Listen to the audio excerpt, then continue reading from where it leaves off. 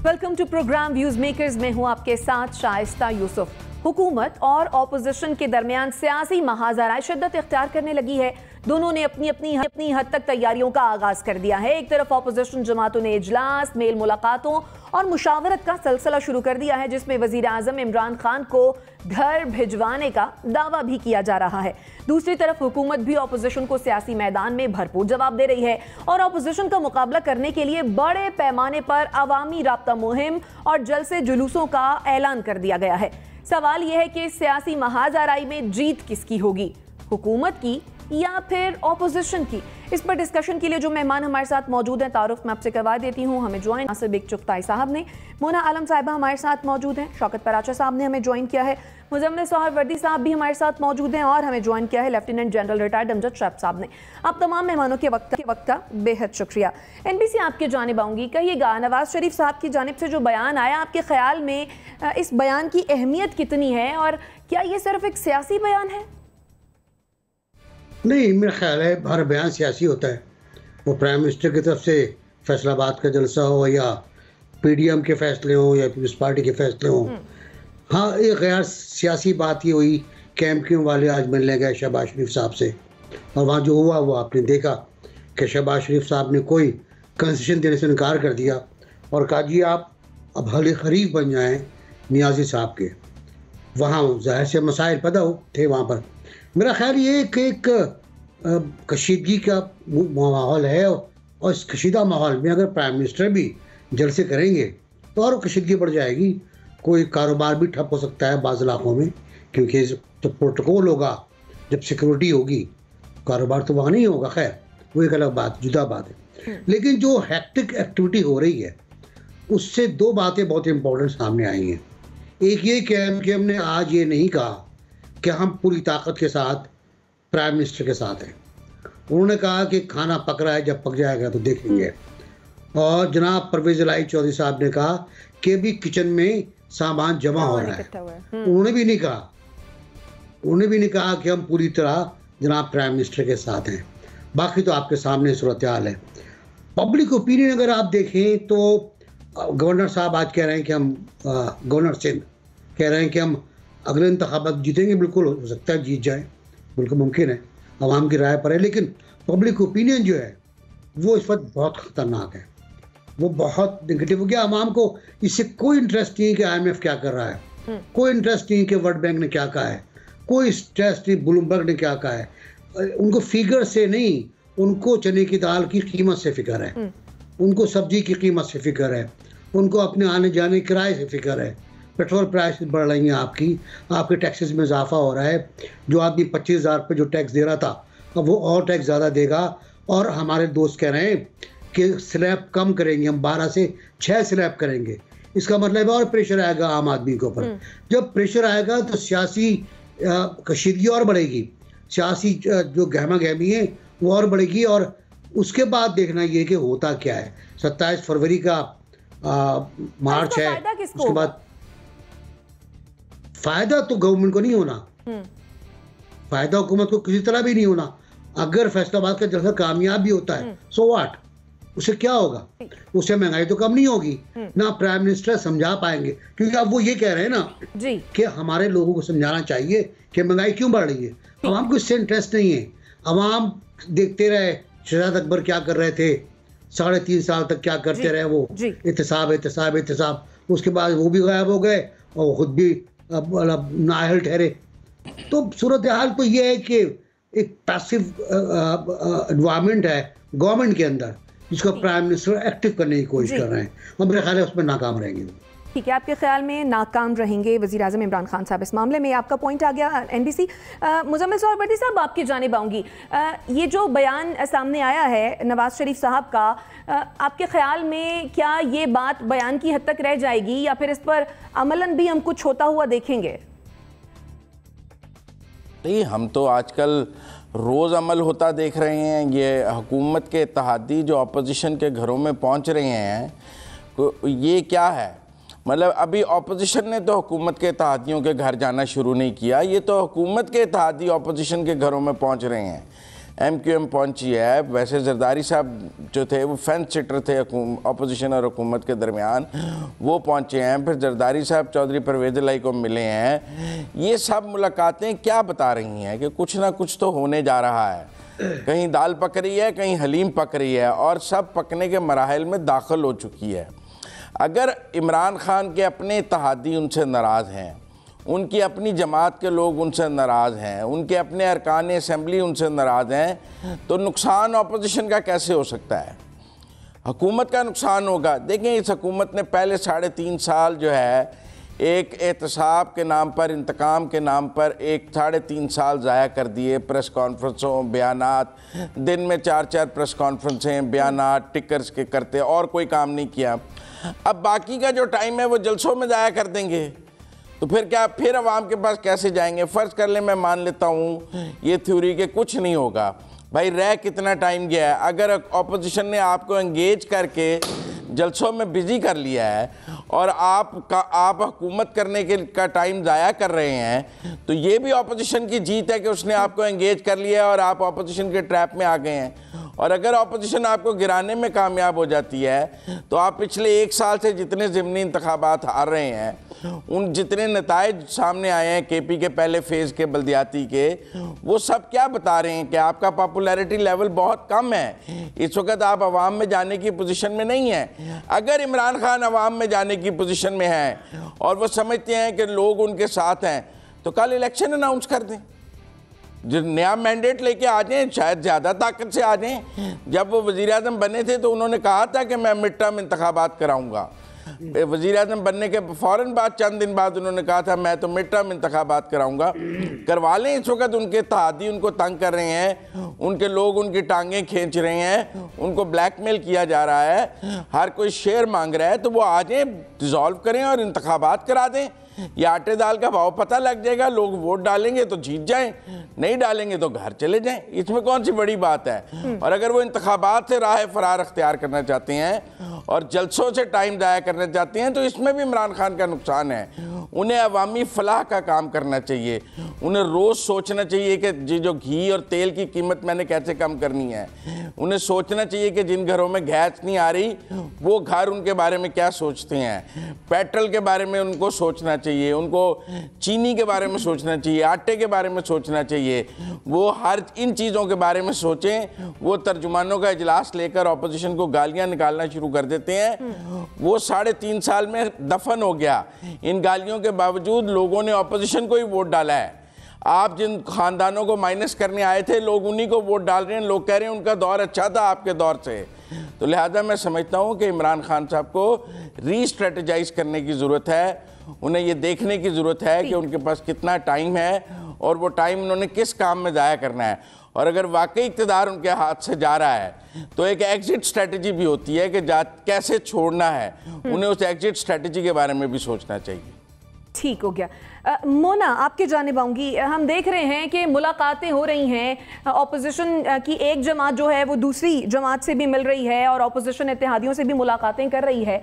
आपके ख्याल में क्या ये सिर्फ मुलाकातें हैं या फिर इन मुलाकातों के पीछे कोई प्लानिंग भी है, कोई एजेंडा भी है, या सिर्फ ये प्रेशर डालने की कोशिश है? देखिए, जहां तक सिग्नलिंग का ताल्लुक है शाइस्ता, तो सिग्नलिंग करने में तो ऑपोजिशन कामयाब रहे हैं और वो हमें इस चीज में नजर आता है कि जो भी उन्होंने मुलाकातें की हैं उसमें उसका एक रिबटल, उसका फौरी तौर पर जो रिएक्शन है वो हुकूमत की तरफ से आया है। तो सिग्नलिंग तो उनकी तरफ से बहुत अच्छी हुई है और ये शायद एक्सपेक्ट नहीं किया था हुकूमत ने। जब से सेनेट में वो बासानी बिल पास हो गया स्टेट बैंक ऑफ पाकिस्तान का, उसके बाद से शायद ये एक्सपेक्टेड नहीं था। अच्छा, एलाइज जो है वो इस पूरी सिचुएशन को बहुत मजेदार बनाते हैं। अभी बात की गई MQM के वक्त की, बिल्कुल वो आज की डेवलपमेंट है। जरदारी साहब से जो काफी मिले वो उसका भी तस्करा हुआ। 2 तस्करे हमने मिसिंग यहाँ पर रखे हैं। MQM JUI से भी, मौलाना फजलुर रहमान से भी मिल चुके हैं पिछले कुछ रोज पहले। और बलोचिस्तान अवामी पार्टी ने भी नजरसानी शुरू कर दी है इत्तलात के मुताबिक कि वो हुकूमत के साथ जो उनका मुआहिदा है उसके ऊपर वो लोग नजरसानी करें और कुछ और मजीद चीजें इसमें देखें। अच्छा, एलाइज, जाहिर है हमने एक चीज जरूर देखी है, हमेशा से ये हुआ है कि जब एलाइज या इत्तेहादी नाराज होते हैं, क्योंकि आपको पता है इस हुकूमत का बहुत ज्यादा इन्हिसार है एलाइज के ऊपर, उनके पास वरना मेजोरिटी नहीं हो पार्लियामेंट, तो एलाइज जब भी नाराज होते हैं, जब भी शिकायतें लाते हैं, एक साथ लाते हैं। कभी आपने ये नहीं देखा होगा कि एमक्यूएम अकेली नाराज हो गई, काफ लीग नाराज नहीं है, या बीएपी नाराज हो गई, एमक्यूएम नाराज नहीं है। नो, हमेशा ऐसा होता है कि ये लोग एक साथ ही अपनी एतराजात लेके आते हैं और एक साथ ही बिल्कुल उनके एतराजात हल भी हो जाते हैं कुछ अरसे बाद। ये भी पहली दफा नहीं हुआ। बजट पे जब भी बजट आने लगता है, हमने देखा है तमाम इत्तेहादियों की तरफ से एक शोर बर्पा हो जाता है और फिर अचानक से वो तमाम खामोश भी हो जाते हैं। अब देखना ये होगा, ये तो अपोजिशन की स्ट्रेटेजी पे डिपेंड करता है। चाहे हम हुकूमत की बात करें या अपोजिशन की बात करें, दोनों के लिए वक्त कम है, मुकाबला सख्त है। जो गवर्नमेंट इस वक्त या पीटीआई इस वक्त अभी जलसे जुलूस कर रहे हैं, मैं नहीं समझती उसका अपोजिशन से कोई ताल्लुक है। मुझे लगता है उसका ज्यादा ताल्लुक आने वाली लोकल बॉडीज के इलेक्शन से है और उसके अंदर वो ऑब्वियसली मुहिम करना चाहते हैं, क्योंकि महंगाई का जो एक फैक्टर है वो कतन उनके फेवर में नहीं जाता। तो उसको माइनस करने के लिए, उसको मिटिगेट करने के लिए हेल्थ कार्ड वगैरह या उनके जो अच्छे इनिशिएटिव्स हैं उनको उजागर करने के लिए वो लोग जलसे जुलूस कर रहे हैं। मुझे नहीं लगता उसमें ऑपोजिशन का ताल्लुक है। ऑपोजिशन का ताल्लुक है जब हुकूमत लोग रिएक्शन दे रहे हैं, हुकूमती वज़रा और तर्जुमान जो रिएक्शन दे रहे हैं, वो मुझे लगता है ऑपोजिशन की मुहिम से आ रहा है। लेकिन अभी तक ये क्या करने में ऑपोजिशन कामयाब होंगे या नहीं होंगे, ये बहुत बड़ा सवालिया निशान है। एक इंपॉर्टेंट फैक्टर इसमें ये है कि जेयूआई को यानी मौलाना साहब को मदऊ नहीं किया गया था दोहराने में, और अभी भी मौलाना साहब उस हद तक इस चीजों में ऑन बोर्ड नहीं है जितना कि उनको होना चाहिए। अभी भी जो मुलाकातें हुई हैं मौलाना साहब की, कोई बराह रास्त नून लीग से या फिर पीपल्स पार्टी से मुलाकात तो बिल्कुल भी नहीं है। असल प्रॉब्लम पीपल्स पार्टी और जेयूआई का है। पीडीएम का इजलास बुलाने पर भी उनका इत्तेफाक हुआ है कि वो जरूर हुआ है, लेकिन अभी तक किसी इनफॉर्मल मीटिंग का वो लोग हिस्सा नहीं रहे हैं। और अब जब ये दोहराना हुआ था उसके बिल्कुल अगले रोज मेरे प्रोग्राम में सेनेटर कामरान मुर्तजा आए थे जेयूआई से, जिन्होंने कड़ी तनकीद की थी यूसुफ रजा गिलानी साहब पे कि वो क्यों नहीं आए इजलास में, और उन्होंने बहुत सीरियस किस्म के सवाल उठाए थे। जेयूआई का और जो पीपल्स पार्टी के दरमियान जो ट्रस्ट डेफिसिट है, मुझे लगता है वो भी बड़ा इंपॉर्टेंट फैक्टर है। अगर उसको हल ना किया गया तो अपोजिशन का ये जो हर्डल है वो पहले की तरह नाकाम रहेगा और इनडिसाइसिव रहेगा। ठीक हो गया। शौकत पराचा साहब, आपके ख्याल में क्या प्लानिंग कर रही है ऑपोजिशन? लॉन्ग मार्च की बातें तो हो रही हैं, लॉन्ग मार्च करने भी जा रही हैं, अवामी एहतजाज होगा, तहरीक अदम एतमाद लाएंगे, और अगर अदम एतमाद लाते हैं तो कहाँ से शुरू करेंगे? पंजाब से शुरू करेंगे या फिर विफाक से शुरू करेंगे? Thank you very much. इस वक्त बड़ा सवाल ये है कि इत्तेहादी क्यों निकले हैं, यानी अपनी तरफ से उठ के आ गए।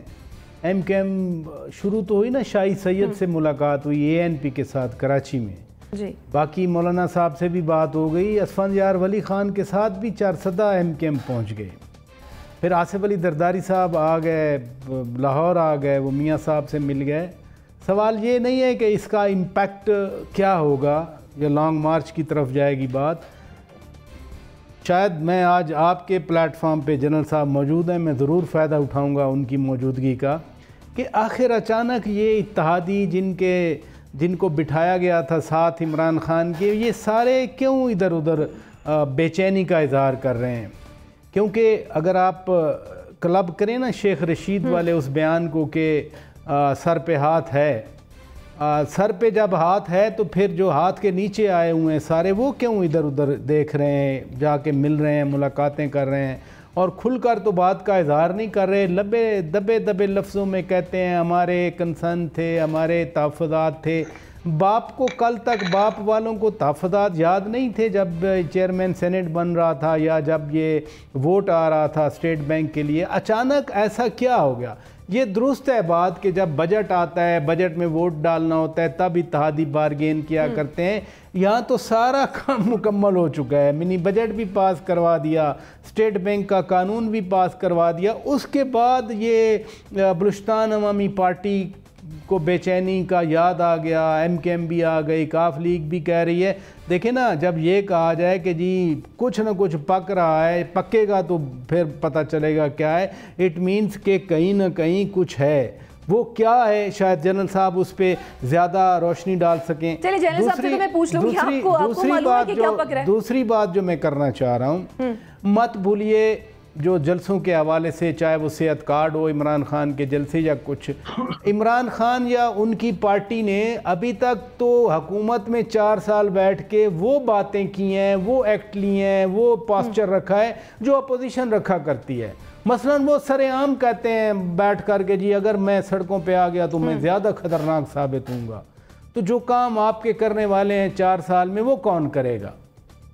आपने तो महंगाई काम करनी है। अगर तेल है बाहर से आ रहा है तो उसके लिए आपने काउंटर मेजर्स क्या लिए हैं? फिर अब मैं वादों की तरफ तो जाता ही नहीं हूँ कि कितने घर बनाने थे, कितने रोज़गार देने थे। इधर है कोविड आ गया, कोविड से भी लड़ना था, दुरुस्त है ये, इसमें कोई शक नहीं है। लेकिन जो मसलन मरी का वाक़या हो गया, घर बैठे बिठाए बेचारे 20-22 बंदे मर गए गाड़ी में बैठे बैठे, ना कोई वहाँ वो कोई ज़लज़ला आया ना कुछ आया, क्योंकि सड़कें बंद थीं। आपसे तो ये मैनेज नहीं हो रहा। फिर बार बार जो आपने कहीं वसीम अकरम प्लस था तो कहीं वो यासिर शाह प्लस था, कहीं कोई और प्लस था, वो कब प्लस हो गए? वो लोग तो कहते हैं माइनस में रहे हैं, प्लस कब हो गए? तो उनकी कारकर्दगी किसने देखनी है? आज इत्तेहादी आकर आपसे पूछ रहे हैं कि जी कुछ नहीं हो रहा, तो वो पहले तो इत्तेहादियों से पूछा जाए कि भाई आप फिर साथ क्यों हैं? सही, आप फिर साथ क्यों नहीं छोड़ रहे? इसलिए ये जो कुछ हो रहा है, मैं सच्ची बात है, मैं तो सोचता हूँ जो आप कह रही ना, मैं क्या देख रहा हूँ, मुझे लगता है कोई ख़ास पोस्चरिंग हो रही है जिसको मोना सिग्नलिंग कह रही थी। मैं कहता हूँ इत्तेहादियों की तरफ से पोस्चरिंग हो रही है। उस पोस्चरिंग का मतलब क्या है, मकसद क्या है, वो इमरान खान पे क्या प्रेशर डालना है, ये वक्त आने पर ही सामने चीज़ें आ जाएंगी, लेकिन आएंगी ज़रूर। चलिए ठीक है, मैं खुद तो जनरल साहब से कोई सवाल नहीं पूछती, आपका सवाल ही फॉरवर्ड कर देती हूँ। जनरल साहब कॉल है ना वो डिस्कनेक्ट हो गई है। ठीक, जनरल साहब कहिएगा क्या पकड़ा है, जैसा कि शौकत पराचा साहब पूछ रहे हैं? देखिए, मैं घर में बैठा हूँ, पराचा साहब उधर हैं, देग उधर कहीं होगी जिसमें कुछ पकड़ा होगा, मुझे तो यहाँ कुछ पता नहीं, लेकिन मैं अपना तजिया जरूर पेश करता हूँ। देखिए, बात यह है कि ये हमेशा जब भी हुकूमत प्रेशर में आती है, जो कोलिशन पार्टनर्स होते हैं वो अपना कुछ न कुछ उसमें से नोच को सॉल्व करने के चक्कर में होते हैं, और वो हमेशा सौदेबाजी के लिए कुछ न कुछ अपने मुतालबात देके हुकूमत के पास पहुंचते हैं। मेरा अपना ख्याल है कि ये इसी तरह इस वक्त कोशिश की जा रही है कि हुकूमत पे प्रेशर आया है और हमें कोई ना कोई, जैसे बलूचिस्तान से आवाजें उठी कि जनाब हमें फेडरेशन में कोई वजारतें नहीं दी गई, हमें वजारतें देनी चाहिए। ये एक ऐसी लालच है जो किसी को अगर 1 महीने के लिए भी मिल जाए तो वो छोड़ेगा नहीं। लिहाजा अभी तो पड़ा है कोई 1.5 साल या कोई थोड़ा कम, तो वो मेरा ख्याल है कि अपने लिए कुछ न कुछ वो तलाश कर रहे हैं। दूसरी बात ये है कि MQM वगैरह जो बहुत मिल मिला रहे हैं, MQM का मसला है कराची का, उन्होंने पीपल्स पार्टी के खिलाफ एक जंग लड़नी। दूसरी ये जो जंग वहां पे चल, जो उनकी कोशिश है कि जो सुप्रीम कोर्ट ने फैसले किए हैं उसकी रोशनी में कराची में मेयर को इख्तियारात मिले, वो महकमे मिले, और अभी भी उन्होंने उनको नोटिस दिया है, थ्रेट की है कि जनाब ये जल्दी फैसला करें वरना हम फिर दोबारा एहतजाज के लिए बाहर आ जाएंगे। ANP बहुत बड़ी स्टेक होल्डर है कराची में, और शाहिद सैयद जो कि लीड करते हैं, लेकिन ताल्लुक उसका या फैसला साजी जो है वो असफंदियात वली ने कर, तो नेचुरली वहां पे कराची के हालात के लिए उनको जरूरत है उनकी सपोर्ट की, और वो लेंगे। इसके अलावा आप देखिए कि जरदारी साहब का रोल मैं कम से कम उस पर कंफर्टेबल नहीं, मैं मशकूक समझता हूँ। मेरा अपना अंदाजा है कि वो इनकी 23 मार्च की जो थ्रेट थी या उनकी जो मार्च वाली लॉन्ग मार्च करनी थी, उसको सबटाज करने के लिए उन्होंने ये नारा लगा दिया यहाँ पे कि जनाब हम अदम एतमाद की तहरीक ले आते हैं।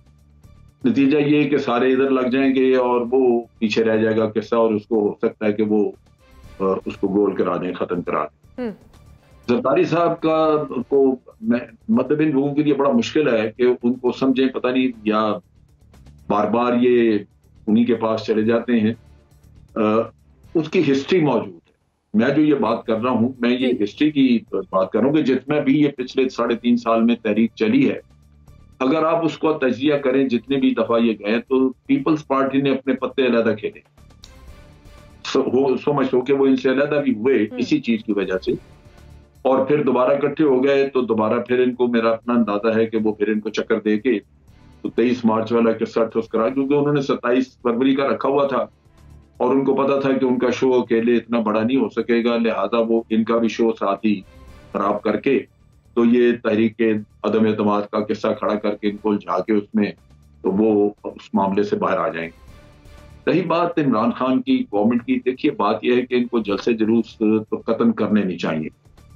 ये 1.5 साल अगर ये कोई अपनी परफॉर्मेंस दिखा सकते हैं, अपने वादे वही जो किए हुए हैं उन पर नजरसानी करें, कोई इन्होंने जो करप्शन के बारे में कहा था कि हम उसको खत्म करेंगे, उस पर तवज्जो दें, क्योंकि अवाम में जाने का तो फायदा तब हो अगर आपके पास बहुत कुछ दिखाने को जी। अगर दिखाने के लिए बहुत कुछ नहीं अवाम के पास जाएं तो हो सकता है कि अवाम उल्टा आपके पीछे पड़ जाएं और आपको शर्मिंदगी वहां पे हो। तो हुकूमत का भी अपना अमल जो है वो दुरुस्त नहीं है। वो स्टेज के ऊपर अगर अवाम के पास जाएंगे तो मेरा ख्याल है अपना वक्त भी जाया करेंगे और हो सकता है कि नफरतें मजीद बढ़े और ऑपोजिशन इसको मजीद एक्सप्लॉइट करे। तो मेरे नुक्ता निगाह से तो सिचुएशन का ये तक है। ठीक है, आपका पॉइंट आ गया। एनबीसी में मुजम्मिल साहब का कमेंट ले लूं, फिर आपके जाने बात हूं। जी मुजम्मिल साहब, आप कुछ कहना चाह रहे थे? देखें, ये जो कहा जा रहा है कि जब हुकूमत मुश्किल में होती है तो इत्तेहादी जो हैं वो सर उठा लेते हैं। हुकूमत किसी मुश्किल में नहीं है, उसने पार्लियामान से कोई बिल मंजूर नहीं कराना, उसे पार्लियामेंट में और इत्तेहादियों के किसी वोट की ज़रूरत नहीं है अगले 6 माह तक।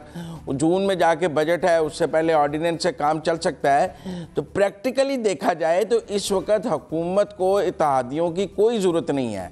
कोई ऐसी बात हुकूमत ने नहीं मनवानी है इत्तेहादियों से जिस पर इत्तेहादी उन्हें ब्लैकमेल कर सकें।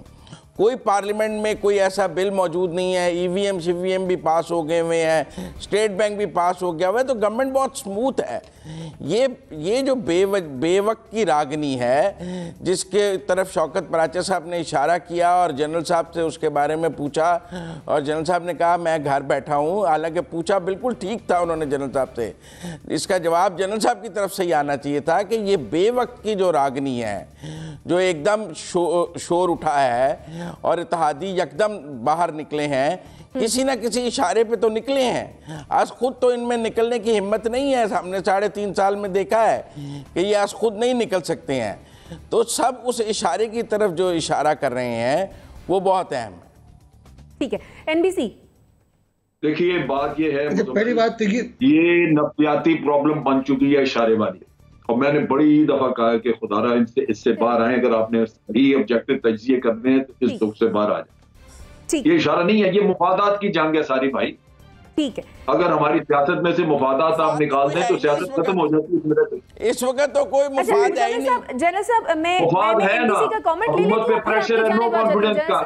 हुकूमत पे प्रेशर है, नो कॉन्फिडेंस का। वो आने वाली है, बिल को क्या करना है किसी ने। अगर वाकई कोई सच्चा प्रेशर है तो वो यही है कि नो कॉन्फिडेंस आ गई तो हुकूमत हम नीचे गिरेगी।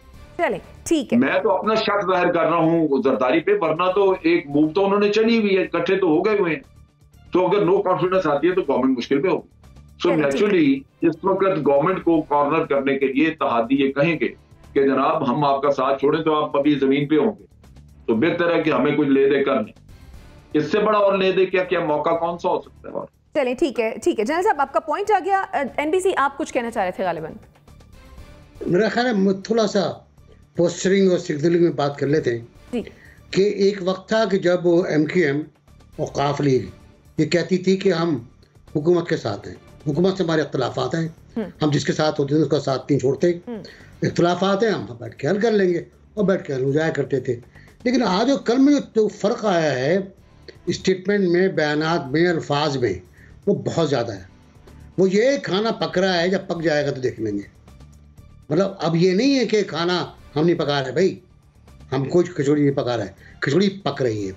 दूसरा ये कि साहब अभी हम देखते हैं, हम जमा कर रहे हैं सूरत हाल को और उसके बाद देखा जाएगा। ये दो बातें बहुत इंपॉर्टेंट हैं। अल्फाज देखें, लफ्ज़ जो हैं वो आपके अंदर से निकलते हैं, तो बाहर से नहीं आते। जो अल्फाज शहबाज शरीफ ने आज कहे MQM को खड़ा करके सामने, वो अगर सुन रहे हैं आप तो MQM की पूरी फिलॉसफी वहाँ मॉडल टाउन जाने की ख़त्म हो जाती है। वो उन्होंने सिर्फ पाकिस्तान की बात की है, ना बल्दियात की, ना सिंध की, ना बल्दियाती एक्ट की। उनका पहले पाकिस्तानी बनो और फिर अपोजिशन में आके बैठो तो बात करते हैं। तीसरी बात ये मैं कहना चाह रहा था कि जो महंगाई की सूरत हाल है वो बहुत बुरी है, और उसमें मतलब ये है कहने का कि जो कुछ मुजम्मिल ने कहा और शौकत साहब ने कहा जनरल साहब ने भी कहा कि इसको काबू कर लें बैठ के आप। अदम एतमाद की तहरीक नहीं आ रही, मैं आपको बता रहा हूँ, ठीक, अदम एतमाद की तहरीक नहीं आ रही, ठंडे ठंडे बैठे अपना काम करें, लेकिन कुछ काम तो करें, कुछ तो हरकत में आए, कुछ तो आवाम को फायदा दें, वरना तो आपको कुछ नहीं मिलेगा। आवाम जो है बहुत बुरा इंतकाम लेते हैं। ठीक है, यकीनन आपके ख्याल में अवाम के लिए काम करने की जरूरत है, बजाय इसके कि अवामी राब्ता मुहिम जो है वो हुकूमत शुरू करे। नाज़रीन, ये तो थी हमारे एनालिस्ट की राय, और जब यही सवाल सोशल मीडिया पर सार्फिन के सामने हमने रखा कि नवाज शरीफ ने वज़ीर आज़म इमरान खान को घर भिजवाने का ऐलान किया है, तो क्या इस सियासी महाजराई में जीत हुकूमत की होगी या फिर अपोजिशन की? तो 66% लोगों का ख्याल ये है जनाब के जीत जो है वो होगी हुकूमत की, लेकिन 34% लोग ऐसा सोचते हैं कि अपोजिशन की जीत होगी। ब्रेक पर जाएंगे, वापस आएंगे, स्टे विद अस।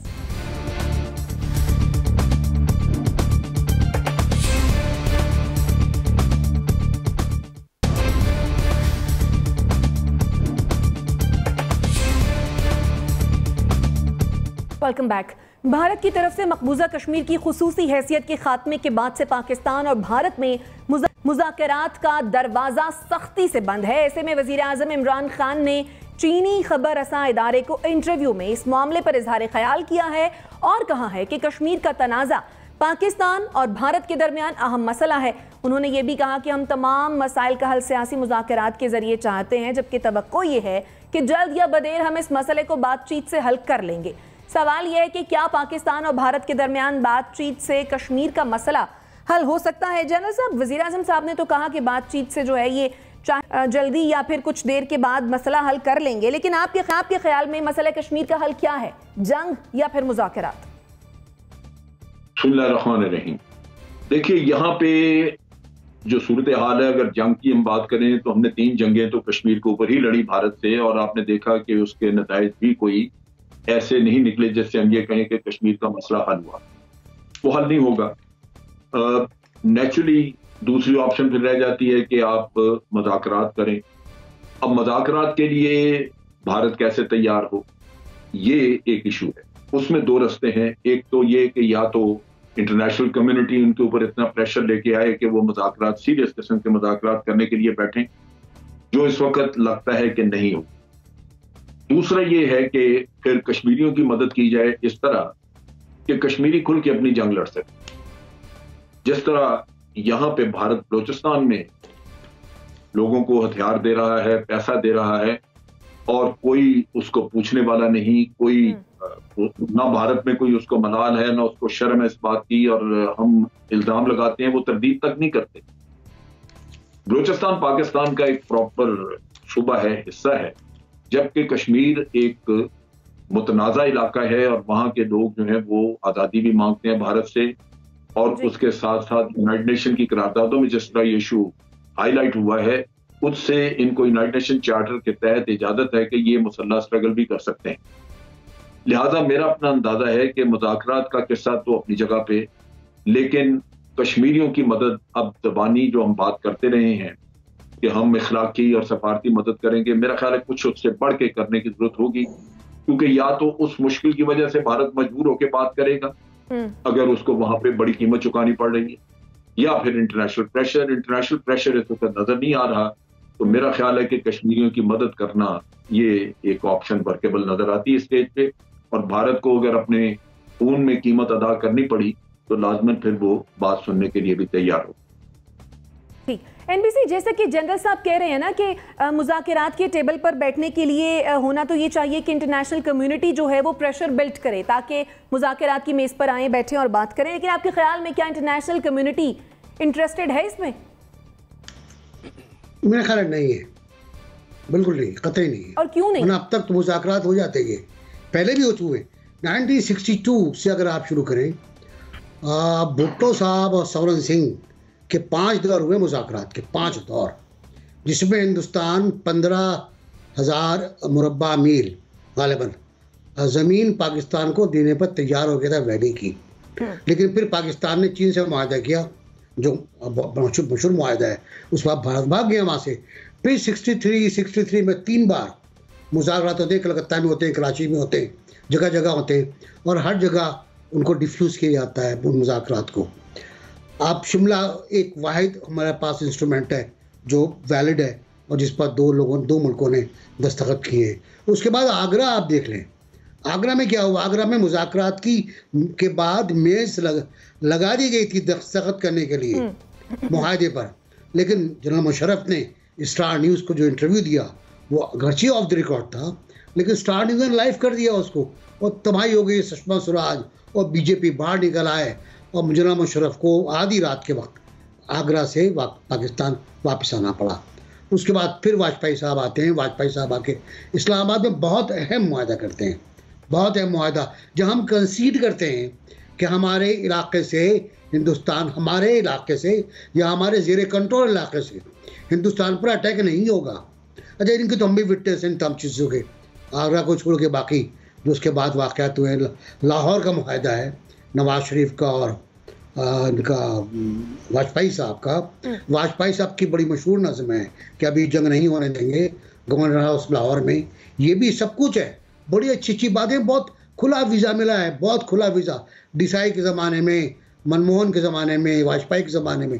लेकिन फिर मोदी आता है और मोदी में आके हमने ठोकर खाती है, हम ठोकर खाते हैं। मोदी आएगा और मसला कश्मीर हल हो जाएगा, हमारी गवर्नमेंट की पॉलिसी थी। और मोदी ने आके आपको टाइट कर दिया, आपके स्क्रू सब टाइट कर दिए और ऐसा किया कि कश्मीर को एनेक्स कर लिया। पहले कश्मीर पर काबिज था, फिर उसको उसने एनेक्स कर लिया। हम कुछ नहीं कर सके, हम कुछ नहीं कर सके। हम खड़े रहे धूप के अंदर 2-3 घंटे तक, बाद अपने घर चले जाके सो गए हम नमाज पढ़ के जुमे की। और उसके बाद हमारा सफ़ीर जो था कश्मीर का वो भी चुप हो गया और ऐसी चुप लगी है अब उसके बाद कि पूरे स्टार चुप है। मेरा ख्याल ये है जनरल साहब जो कह रहे हैं कि हमें कश्मीर के अंदर कश्मीरियों की मादी मदद करनी चाहिए। टू बी वेरी क्लियर, क्या हमें कश्मीरियों को वेपन्स देने चाहिए, इससे कम पे बात नहीं हो सकती, क्योंकि हिंदुस्तान मुज़ाकरात पर आमादा नहीं है और हिंदुस्तान 5 अगस्त के पीछे जाने को तैयार नहीं है। अगर आपने कुछ नहीं किया तो ये हड़प कर जाएगा और फिर हम 70 साल बाद एक बार फिर यौम यकजहती मनाएंगे और याद करेंगे कि जनरल साहब होते थे। हम तो नहीं होंगे, कोई और होगा, रेफरेंस दे रहा होगा कैसा प्रोग्राम ही हुआ था। ठीक, यानी इस मामले पर प्रैक्टिकली अमल दरामद करने की जरूरत है। बहुत सारे मामलों पर नाज़रीन बाकी राय भी शामिल करेंगे, लेकिन एक छोटी सी ब्रेक लेते हैं, फिर वापस आते हैं। स्टे विद अस।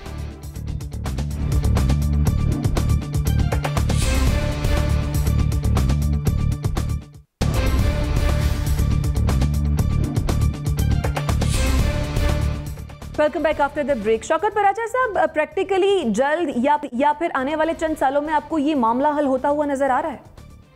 देखिए, जो वज़ीर आज़म साहब बात कर रहे हैं मुज़ाकरात के हवाले से, वो अक्सर ये बात करते रहते हैं कि अगर भारत के साथ बातचीत हो गई तो मामला हल होगा। लेकिन बड़ी सीरियस बात हुई है कि हम क्या वेपन देंगे कश्मीरियों को? अगर वेपन अब देंगे तो फिर हाफिज़ सईद को क्यों बंद किया हुआ है? देखिए ना, जनरल परवेज़ मुशर्रफ के दौर में 4 जनवरी 2004 की जो स्टेटमेंट थी, उसके बाद तो ये मामला बंद हो गया था। फिर अभी 5 अगस्त 2019 के बाद वज़ीर आज़म साहब ने जो इक़दामात की मंजूरी दी, बसें बंद, ट्रेन बंद, आना जाना बंद, वहाँ हाई कमिश्नर नहीं है, इधर हाई कमिश्नर नहीं है, तो बातचीत कैसे होगी? फिर ख़ुद वज़ीर आज़म साहब ने कश्मीर के इलेक्शन के दौरान जाकर कहा था कि अगर हम भारत से नॉर्मलाइजेशन करेंगे तो कश्मीरियों के खून के साथ गद्दारी होगी। तो मैं नहीं समझता, या तो फिर वज़ीर आज़म साहब कोई बैक चैनल चलवा रहे हैं जिसका कौम को नहीं बताया गया। मियां मंशा साहब ने अभी चंद दिन पहले ये बात की थी, अगर वो सूरत हाल है फिर वो भी बता दी जाए। अदरवाइज़ तो नहीं लग रहा कि कोई इंटरेक्शन होगा, कोई बातचीत होगी। उन्होंने अपने आइन में तरमीम करके कश्मीर हड़प कर लिया है, हम कहते हैं हड़प करेंगे, वो तो हड़प कर चुके। ठीक है मोना, देखिए, बातचीत वाला ऑप्शन तो हमने हमेशा खुला रखा है, लेकिन मुझे नहीं लगता कि ये प्रेजेंट जो मोदी की फैशिस्ट गवर्नमेंट है उसके अंदर कोई बातचीत हो सकती है। ये तो एक क्लियर अंडरस्टैंडिंग अब हो जानी चाहिए। अब इनसे हम कितनी और उम्मीद लगाएंगे? लेकिन अभी जो इस प्रोग्राम में बड़ी सीरियस बात हुई है ना, उनको वेपन्स देने की, हथियार देने की, ताकि वो अपनी आर्म स्ट्रगल को आगे ले जाए। पहली बात तो ये है कि अगर आप ऐसा करेंगे, क्या बैनुल अक़वामी सतह पर आपको कोई प्रेशर नहीं आएगा? वो FATF जो कि आए रोज आपके हाथ मरोड़ता रहता है, और अब IMF ने भी कह दिया है कि उनसे आप पहले खुश करके उनको आए तब आप हमसे बात करें, तो क्या उसकी कोई रेपरकशंस हमारी तरफ नहीं आएंगी? अगर आ गई तो हमारी क्या ऑलरेडी जो घुटी हुई मईशत है हम उसको और घोट देंगे? तो इस बात का भी थोड़ा सा हमें ख्याल रखना चाहिए, इसको मद्देनजर रख के फिर अपनी स्ट्रेटेजी बनाए। ये ना हो कि वो बात करते करते हम अपने पाकिस्तानियों का मजीद दम तोड़ दें। ठीक है, मुजम्मिल सोहरावर्दी साहब। देखें, भारत से बैक चैनल डिप्लोमेसी पे तो बात हो रही है। ये जो सीज फायर है सरहदों पर, ये बैक चैनल डिप्लोमेसी का ही नतीजा था, जिसके बारे में हमारे नेशनल सिक्योरिटी एडवाइज़र मोहित यूसुफ साहब ने कहा कि हाँ ये बैक चैनल मुज़ाकरात से हुआ, और फिर सब ने कहा दुबई में मुज़ाकरात हुए, और अब भी ऐसे इशारे आ रहे हैं कि बैक चैनल डिप्लोमेसी से बात हो रही है। लिहाजा इमरान खान का एक पोस्चर और है मुल्क के अंदर और एक फॉरेन पॉलिसी का पोस्चर और है। ठीक हो गया। बाकी ये बात ठीक है कि मौजूदा दौरे हुकूमत में जितना कश्मीर को नुकसान पहुंचा है, कश्मीर कॉज को, ठीक है, इससे आपका पहले पॉइंट आ गया। मुजम्मिल सोहरावर्दी साहब कथा कलामी की माफी चाहूंगी, वक्त की मुझे क्लोजिंग की जानिब बढ़ना। नाज़रीन, इसी के साथ मुझे और मेरे मेहमानों को दीजिए इजाजत। अल्लाह ने के बाद।